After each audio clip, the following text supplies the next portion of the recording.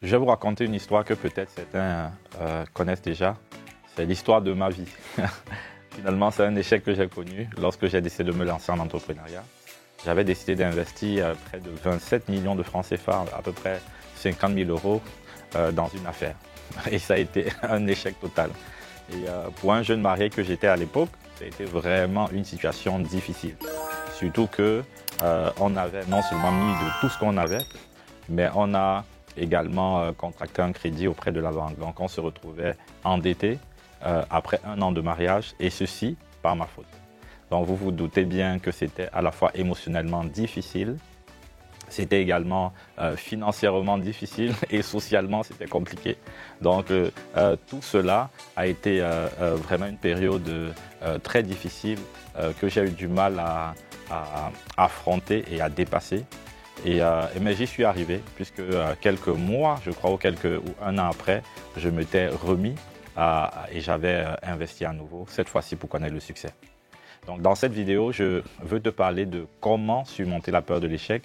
Je vais te donner quelques clés pratiques qui vont t'aider à pouvoir te relever d'un échec que tu as connu, qui vont t'aider à affronter l'échec, la peur de l'échec qui t'empêche d'investir ou d'entreprendre. À la fin de cette vidéo, je suis persuadé que par la grâce de Dieu, tu ne seras plus tétanisé par la peur de l'échec et que tu pourras enfin entreprendre ce projet que Dieu a déposé dans ton cœur. Donc reste jusqu'à la fin pour recevoir les sagesses que Dieu m'a permis de comprendre, qui m'ont aidé et qui assurément t'aideront ou aideront tes proches. C'est parti.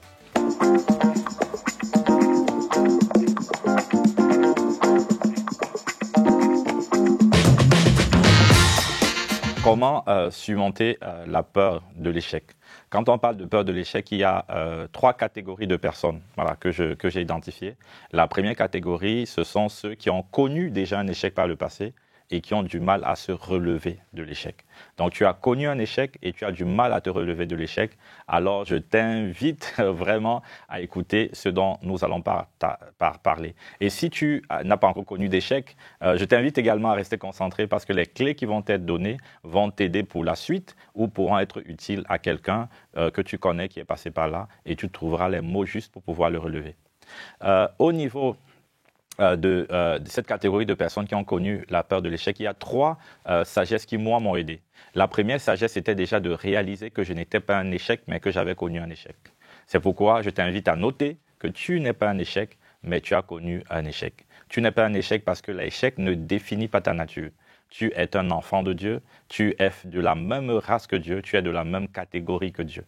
La Bible dit que Dieu t'a créé non pas à l'image et à la ressemblance d'un ange, ce qui aurait déjà été super, mais Dieu t'a créé à son image à lui et à sa ressemblance. Ça veut dire que même lorsque tu as connu un échec, tu n'es pas n'importe qui. Ce qui te définit, ce ne sont pas les événements de ta vie, mais ce qui te définit, c'est celui qui t'a engendré. Et celui qui t'a engendré, il est puissant, il est redoutable, il est extraordinaire. La Bible nous parle par exemple des anges. La Bible nous dit par exemple dans Apocalypse 10 qu'il y avait un ange qui était puissant et dont un pied était sur l'eau et sur la mer, et un autre était sur la terre. Donc un seul ange qui remplissait toute la terre. Imagine combien puissant était cet ange. Et il y a beaucoup d'autres anges pareils qui sont extrêmement puissants, qui sont redoutables. Et la Bible te dit que tu n'as pas été créé à l'image de cet ange-là, mais tu as été créé à l'image de Dieu même. Ça veut dire que tu n'es pas n'importe qui.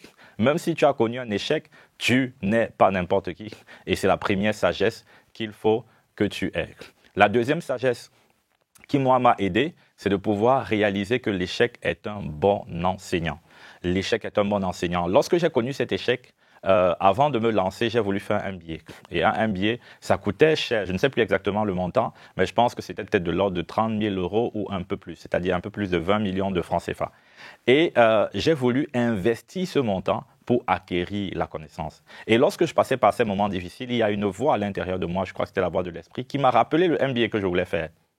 Et cette voix m'a dit, les enseignements que tu peux tirer de cet échec seront beaucoup plus pertinents, beaucoup plus profitables que les enseignements que tu aurais tirés si tu étais allé sur les bancs pour avoir un MBA. Et donc là, j'ai compris que j'ai investi seulement 50 000 euros pour acquérir les leçons que l'échec m'avait appris. Et c'est pourquoi je te dis, l'échec est un bon enseignant. Il y a Nelson Mandela qui disait également que je ne perds jamais. Soit j'apprends, soit je réussis. L'échec est un bon enseignant. Et je commençais à me dire, donc, cet enseignement ne m'a coûté que 50 000 euros, que 27 millions de francs CFA. Et l'enseignement majeur que j'avais tiré, c'était les clés pratiques pour choisir le bon associé. Et puis par la suite, en appliquant ces clés, j'ai pu choisir un excellent associé. Et aujourd'hui, nous investissons dans plusieurs domaines et nous faisons beaucoup d'argent. Ça veut dire que finalement, 50 000 euros, ce n'était rien par rapport à la richesse que je devais en tirer et par rapport à ce que ça devait m'apporter demain. Donc, quel que soit l'échec que tu as tiré, le plus important, c'est de pouvoir tirer les enseignements. Qu'est-ce que cet échec t'apprend? Qu'est-ce que tu as mal fait? Qu'est-ce que tu as bien fait? Pour quelles raisons est-ce que tu as connu cet échec? Et donc, tire les enseignements, en aller également dans la présence de Dieu pour présenter le point à Dieu, lui demander de te donner la leçon qu'il voudrait que tu tires de cette situation difficile que tu as connue. La troisième sagesse, et aussi, avant de parler de la troisième sagesse, il est important de savoir également que l'enseignement que donne l'échec est important parce que ça te permet d'être équilibré. Vous savez, quelqu'un qui n'a jamais connu d'échec n'est pas qualifié pour être un enseignant, n'est pas qualifié pour être un formateur. Parce que l'équilibre vient du fait d'avoir connu l'échec et la réussite. C'est ce qui fait de toi quelqu'un qui peut être crédible pour aider les autres personnes dans un domaine donné. Je me rappelle également d'un homme d'affaires puissant qui avait des employés, dont un employé qui a fait une faute grave. Et cette faute a coûté des centaines de milliers d'euros à cet employeur. Donc des millions et des millions de francs CFA. Et à la fin, lorsque la personne a commis cette erreur, on s'attendait à ce qu'il vire la personne. Et il a gardé la personne. Quelqu'un un jour lui a demandé, mais pourquoi est-ce que vous avez gardé quelqu'un qui vous a fait perdre des centaines de milliers d'euros? Il a dit, parce que cette erreur-là, c'était un investissement. Il a appris et il est très probable qu'il ne commette plus la même erreur. Pourquoi donc prendre une nouvelle personne qui n'a pas reçu cet enseignement et qui est plus à même de commettre l'erreur? Parce que lui, dans son mindset, il avait compris que l'échec était un bon enseignant. L'échec permettait d'acquérir de la valeur. L'échec réduisait la probabilité d'échouer à nouveau sur le même sujet. Donc, l'échec est un bon enseignant, tire les enseignements et capitalise dessus pour la suite. La troisième sagesse qui, moi, m'a aidé, c'était de réaliser finalement, en fait, qui me dit même que j'ai échoué? Qui te dit que tu as échoué? Et donc, c'est une question, en fait, que j'ai posée il y a quelqu'un qui m'a posé la question de savoir, Dieu m'a donné, Dieu a mis un projet dans mon cœur, mais j'ai quand même échoué. Donc, pourquoi est-ce que demain, je vais encore faire ce projet que je crois venir de Dieu? Et c'était la question que la personne m'a posée. Et moi, et c'est la même chose en fait que je traversais pendant cette période. Parce que avant, je n'étais pas du tout intéressé par l'entrepreneuriat. Tout ce qui m'intéressait, c'était de gagner des âmes, de parler de Jésus. Et j'ai compris la nécessité d'entreprendre lorsque Dieu m'a fait réaliser que ce n'était pas une option, que c'était une obligation pour moi d'être riche à la dimension à laquelle il m'attendait. Sinon, j'aurais à rendre compte. Et sinon, je n'allais pas accomplir et manifester la dimension de lui que je transporte. Et à ce moment que j'ai décidé de me lancer, donc quelque part, je voulais un peu accuser Dieu sans le dire ouvertement. Je me disais, j'étais dans ma petite vie tranquille et me voilà en train d'investir parce que je suis convaincu et persuadé que c'est ce que je dois faire. Mais la vérité, finalement, c'est de se demander qui me dit même que la première situation que j'ai connue, que j'appelle échec, est-ce que c'était réellement un échec? Parce que la vérité, c'est que Dieu ne voit pas comme nous voyons. Nous avons l'exemple, par exemple, d'Abraham et Isaac. La Bible dit que Dieu a demandé à Abraham de sacrifier Isaac. Dieu a demandé à Abraham de sacrifier Isaac. Abraham a avancé, il est allé pour sacrifier Isaac. Et lorsqu'il était sur le point de sacrifier Isaac, Dieu lui dit non, ne sacrifie pas Isaac. Ça veut dire deux choses. La première des choses, ça veut dire que lorsque Dieu te donne même un projet, tu dois continuer d'entendre Dieu. Sinon, tu risques d'échouer. Donc, on n'échoue pas parce que le projet n'est pas de Dieu. On échoue souvent parce qu'à un moment, on a commencé à marcher dans nos propres voies et on était plus sensible à la voix de Dieu. La deuxième leçon à tirer, c'est que Abraham avait un objectif. Quand Dieu a parlé à Abraham, selon Abraham, l'objectif de Dieu était de tuer Isaac. Mais selon Dieu, son objectif n'était pas de tuer Isaac. Ça veut dire quoi? Ça veut dire que les projets de Dieu ne sont pas souvent, les objectifs de Dieu ne sont pas souvent les mêmes que les nôtres. Souvent, derrière un projet, Dieu peut avoir un objectif qui est différent du tien. Alors que tu te dis que derrière ce projet, Dieu veut que tu aies beaucoup d'argent, souvent derrière un projet, Dieu veut juste te connecter à quelqu'un. Souvent, derrière un projet, Dieu veut juste te donner un enseignement, une leçon. Souvent, derrière un projet, Dieu veut juste que tu sauves une seule âme. Et tu vas dire, tout ça pour une seule âme? Oui, Jésus, il a quitté tout ça pour sauver l'humanité. Et Dieu peut également mettre en place un projet. Tu investis des heures juste pour le salut d'une seule personne. C'est possible. Donc souvent, nous avons des projets et nous disons avoir échoué alors qu'au ciel, on a acclamé. Parce que nous avons réussi, nous avons atteint les objectifs de Dieu. C'est pourquoi Ésaïe 58, au verset 8, 55, au verset 8, nous dit « Car mes pensées ne sont pas vos pensées et vos voix ne sont pas mes voix, dit l'Éternel. » Les pensées de Dieu ne sont pas nos pensées et souvent nos voix ne sont pas ses voix. C'est pourquoi il faut rester humble, même dans l'échec, s'en remettre à Dieu, essayer de tirer les leçons, se relever et avancer. Et donc là, c'est important. Tu dois également comprendre que quand on parlait de l'échec comme un bon enseignant, je reviens un peu en arrière, c'était pour dire que l'échec également fait partie du processus de formation de Dieu. Dieu va utiliser l'échec pour te former. Quand il dit Dieu va utiliser l'échec, Dieu a prévu dans son processus de formation que tu passes par l'échec. C'est bizarre, mais c'est prévu dans le processus de formation de Dieu. Quand tu vas voir la vie de tous ceux que Dieu a utilisés, ils sont passés par des moments d'échec selon eux. Pourquoi? Parce que c'est ce que Dieu utilise pour bâtir quelqu'un. Dans la formation de Dieu, il n'y a pas que le sucre, il n'y a pas que le miel, mais il y a également des substances amères. Et tout cela contribue à bâtir un homme fait qui peut accomplir les desseins de Dieu et qui peut glorifier Dieu sur cette terre. Donc, si tu as peur de l'échec, si tu te dis tu ne dois jamais échouer, mon ami, Dieu a prévu que tu échoues quand même. Dieu a prévu. Si tu avais vu la vie, parce que pour toi c'est un échec, mais pour Dieu ce n'est pas un échec. Si tu avais vu la vie de Joseph quand il était en prison, si on avait pris la photo de sa vie à ce moment, on aurait dit mais quel échec, alors qu'il était en train d'accomplir un programme divin. Il n'était pas un échec, il n'avait même pas connu un échec, il était dans un processus de formation et il y avait une gloire qui était sur le point d'être manifestée. Il en est de même. Pourquoi? Parce que à travers cet échec, Dieu va t'apprendre l'humilité. Quand tu vois Joseph qui est allé vers ses frères, parler de ses rêves, ce n'est pas le même Joseph qui est sorti de prison. Parce que quand on voit Joseph qui connecte à les chansons, il connecte à les chansons du roi et il dit à les chansons, quand tu sortiras, souviens-toi de moi. Là, ça montre un Joseph brisé. Ça montre un Joseph, peut-être même qui pouvait même douter un peu. Ça montre un Joseph qui n'était plus forcément plein de lui, rempli d'assurance. C'est montre un Joseph qui était beaucoup plus humble et qui était donc beaucoup plus dépendant de Dieu. Donc souvent des échecs, c'est une bonne chose. C'est un instrument que Dieu utilise pour nous bâtir, nous façonner. C'est pourquoi vous ne devez pas avoir peur d'échec, vous devez être détendu. Lorsque vous connaissez un échec, vous devez simplement laisser que cet échec vous enseigne, vous transforme, vous bâtisse et vous prépare pour la grandeur. Donc ça, c'est la première catégorie de personnes. La deuxième catégorie de personnes qui font face à cette difficulté-là de l'échec, la peur de l'échec, c'est la catégorie de celles qui ont une mauvaise appréciation du risque. Vous savez qu'il y a des personnes qui ont peur de l'échec parce qu'elles ont peur du risque. Elles se disent, mais je vais échouer. Si je fais cet investissement, je vais échouer. Si je fais ce projet, je vais échouer. Elles ont peur de l'échec parce qu'elles apprécient mal le risque. Elles apprécient mal ce que ça signifie échouer. En réalité, quand je suis en face de telles personnes, je leur demande souvent, quel est le risque que tu prends à lancer ce projet? Quel est le risque? Est-ce que tu peux nommer ce risque? Quand tu dis que tu as peur d'échouer, c'est quoi échouer? C'est quoi? Qu'est-ce que tu vas perdre concrètement dans ce projet? Et finalement, on te dit, bon, je ne sais pas, mais je vais quand même échouer. Tu dis, non, mais donne-moi exactement qu'est-ce que tu mets en risque lorsque tu te lanceras dans ce projet. Et donc, c'est important de pouvoir nommer le risque. Parce qu'on dit souvent que le diable se cache dans les détails, il se cache dans ce qui est obscur. Mais lorsque, de manière précise, vous identifiez le risque que vous êtes en train de prendre, là, vous êtes déjà en train de résoudre une grande partie du problème que vous rencontrez à travers cette peur de l'échec.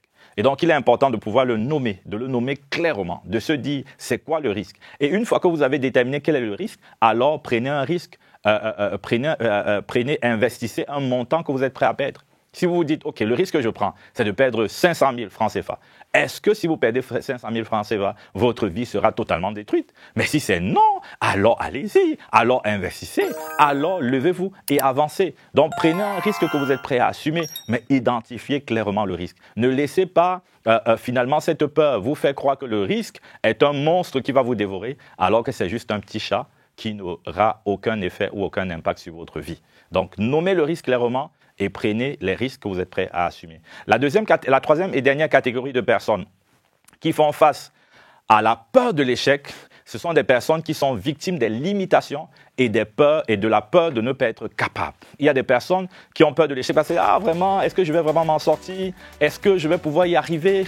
Ces personnes sont victimes de limitations. Et je me rappelle lorsque je devais entreprendre, dans mon esprit, quand j'ai eu la conviction que je devais être riche pour Dieu, pour moi, il y avait un seul territoire où ça pouvait être possible, c'était mon pays d'origine, le Cameroun. Je m'étais dit, là, il faut que je rentre au Cameroun investir. Et là, il y a une voix qui m'a dit, quand tu rentres au Cameroun pour investir, tu comptes sur qui? J'ai dit, bien sûr, sur toi, Dieu. Et la même voix m'a dit, si c'est le même Dieu qui peut te faire réussir au Cameroun, est-ce que ce Dieu-là n'est pas Dieu en Europe? Est-ce que ce Dieu-là ne peut pas faire réussir en Europe? Et là, j'ai dit, oui, oui, ce Dieu-là peut me faire réussir en Europe. Et la voix a continué en me disant, en fait, quand tu rentrais au Cameroun pour investir, tu allais en comptant non sur moi, mais en comptant sur toi. Parce qu'il est plus facile pour toi de croire aux choses qui paraissent accessibles, c'est-à-dire des choses que toi-même, humainement, tu peux faire. Mais lorsque, humainement, ce n'est plus accessible, ça semble ne plus être possible, à ce moment, tu ne crois plus. Mais lorsque c'est possible, tu dis que tu crois. Mais en réalité, tu ne crois pas. Tu crois en toi, mais tu ne crois pas en moi. Et là, j'ai réalisé que je n'avais pas la foi. Et j'ai réalisé que dans beaucoup de cas, je n'avais pas la foi. Parce que je croyais facilement pour ce qui était accessible et possible. Mais dès lors que ça sortait dans mes champs de possibilités, mon champ de capacité, ou selon les connexions que j'avais, dès que c'était hors de ce réseau-là, je me disais, là c'est compliqué, là c'est pas possible. Donc Dieu m'a comme ça délivré des limitations. Pourquoi? Parce que je n'avais pas de modèle. Je n'avais pas de modèle en Europe de personnes de noirs qui réussissaient dans les affaires, qui étaient des chefs d'entreprise prospères. Je n'avais pas ces modèles et pour moi, inconsciemment, c'était impossible. J'avais entendu également tellement d'histoires au sujet des plafonds des verres que certaines communautés ont ici en Europe que je m'étais dit que ce n'était pas possible. Mais Dieu était en train de reprogrammer mon système de pensée pour me dire que cette peur que tu as d'échouer en Europe n'est pas véritable parce qu'avec moi, tout est possible. Tout est possible à celui qui croit. Tout est possible à toi si tu crois. Et là, j'ai cru que tout était possible. Donc, tu n'es pas obligé d'avoir peur d'échouer parce que la réussite de ton projet ne dépend pas de ton environnement. Ça dépend du Dieu en qui tu as cru et de ta capacité à écouter et à marcher selon les principes de ce Dieu-là. Donc, ne te laisse pas tétaniser parce que tu n'es pas n'importe qui. Tu es engendré par Dieu. Tu as un grand avantage et ce grand avantage, c'est Dieu lui-même qui marche à tes côtés. Dépends de lui, compte sur lui, marche sur ses principes. Travaille fort, travaille longtemps et assurément, tu connaîtras le succès par la grâce de Dieu. J'espère que cette vidéo t'a encouragé à ne plus avoir peur, à ne pas te laisser tétaniser par la peur de l'échec, mais que tu es déterminé plus que jamais à te lever et à oser entreprendre, à oser investir, à compter sur Dieu pour accomplir des grandes choses dans cette génération. Si c'est le cas, je t'invite à liker la vidéo, à partager la vidéo. N'écoute pas seulement, like, partage, parce que c'est un mouvement divin qui est enclenché et un mouvement divin qui doit atteindre des millions de personnes. Dieu veut reprogrammer plusieurs mentalités. Dieu veut pousser plusieurs à se lever pour lui. Dieu veut équiper ses enfants parce que nous devons être riches afin que sa gloire soit davantage visible et que son règne avance à une vitesse plus grande. Donc, ne te mets pas en marche de cette aventure. Rejoins-nous en étant un agent de communication auprès de tes proches, auprès de ta famille, pour que nos différentes vidéos puissent être écoutées et que plusieurs en soient transformés. Nous sommes arrivés également à une partie où nous prenons le temps de répondre à une question. Donc, nous sommes arrivés à la fin de notre vidéo et nous commençons la rubrique Pasteur, j'ai une question. Et donc, nous avons retenu une question parmi celles qui ont été posées. Et donc, si vous avez également une question, n'hésitez pas à la mettre en commentaire de cette vidéo et vous pourrez peut-être être sélectionné et nous allons donc dans ce cas répondre à votre question dans une prochaine vidéo. Donc la question à laquelle nous allons répondre, c'est une personne qui se demande comment faire face au manque de confiance des proches lorsqu'on se lance en entrepreneuriat ou lorsqu'on veut investir. Parce que souvent, beaucoup de proches qui nous connaissent ne croient pas en nous et ne croient pas en notre projet. Et c'est souvent difficile et à cause de cela, beaucoup s'arrêtent et n'osent pas aller plus loin. Donc moi, j'ai trois points. J'ai 3 points. Le premier point déjà, c'est la prière. Donc il est important de prier pour laisser la conviction de Dieu s'asseoir au-dedans de nous. Si vous avez une voix interne qui parle plus fort que le bruit externe, vous allez pouvoir avancer. Mais si même à l'intérieur, il n'y a rien qui vous soutient, il n'y a aucune conviction, il n'y a aucune force, il n'y a aucune détermination qui est venue dans votre cœur, il vous sera compliqué de faire face à ces voix externes qui vous disent tu ne peux pas, ça ne sert à rien, pourquoi toi, pourquoi pas un autre, à cause peut-être de l'environnement, de ce qu'ils ont eu à connaître. Ils le font de bon cœur, mais vous devez pouvoir, dans la prière, chercher vraiment à ce que la voix de Dieu soit solidement enracinée dans votre cœur et que sa conviction vous porte et vous amène à ne rien lâcher et à oser avancer. La deuxième chose qu'il faut faire et qu'il est important de faire, c'est de pouvoir aussi, c'est pour ça que c'est important de sélectionner son entourage. Vous savez, vous n'êtes pas obligé de parler affaires avec les membres de la famille. Les membres de la famille sont imposés par Dieu, mais ils ne sont pas obligés d'être les compagnons de destinée. Et donc les compagnons de destinée ou des compagnons avec qui vous allez travailler sur divers projets ou à qui vous allez faire part de vos projets sont des personnes qui doivent remplir un certain nombre de critères. Nous avons parlé dans une des vidéos des connexions divines et on a dit qu'il faut déjà que vous ayez une vision et que sur la base de la vision, il faut que vous puissiez sélectionner de manière intentionnelle et non de manière subie votre entourage. Donc, vous pouvez sélectionner vos compagnons, vous pouvez sélectionner votre entourage de manière à ce qu'il y ait également une contrebalance à ces voix familiales que vous entendez. Donc, avoir des amis qui sont bien éclairés sur le sujet de l'entrepreneuriat, qui sont bien éclairés sur le sujet des investissements et qui peuvent vous donner la bonne information qui vous aidera. La troisième et dernière chose, c'est que vous devez absolument connaître ce qu'on appelle votre why. Le why, c'est la motivation. Pourquoi est-ce que vous vous entreprenez? Pourquoi est-ce que vous voulez investir? Pourquoi est-ce que vous voulez faire tout ce que vous voulez faire? Si vous n'avez pas une motivation profonde, si vous n'avez pas une vision claire de l'impact que vous voulez avoir. Moi, par exemple, mon why, c'est déjà de savoir que je vais rendre compte à Dieu. Si je ne suis pas riche à la dimension à laquelle il m'attend. Mon why, c'est le fait de pouvoir désirer ardemment engendrer toutes les œuvres que Dieu a enfouies dedans de moi. Je veux mourir complètement vide et je suis conscient que j'ai besoin pour cela de plus de ressources financières. Mon why, c'est également simplement parce que j'aime les autres et je veux apporter de la valeur aux autres à travers les talents et les idées que Dieu me donne. Donc tout cela est tellement et autrement plus important que le regard de ceux qui, autour de moi, veulent me décourager. Donc je vous encourage à ne pas lâcher, à vous relever et à avancer, comptant sur la grâce de Dieu. Donc j'espère que cette réponse est claire, vous a béni, vous encourage. N'hésitez pas à rester connecté pour la prochaine vidéo parce qu'on va aborder effectivement la peur du regard des autres. On se dit à bientôt. Peace.